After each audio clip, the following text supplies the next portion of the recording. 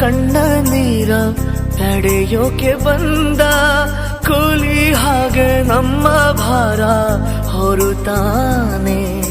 ಸ್ನೇಹ ಎಂದರೆ ಹಾಲು ಜೇನು ಎಂಬ ಸತ್ಯವನ್ನು ಈ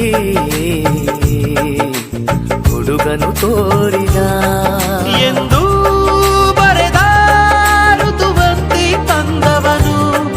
ಎಲ್ಲ ಗೆಲ್ಲೋ ಚೇತರಿಕೆಯ ತಂದವನು. ನಮ್ಮೊಳಗೆ ತುಂಬಿದ ಎಲ್ಲ ಉತ್ತರ ಆದರಿವನೇ ಪ್ರಶ್ನೆ.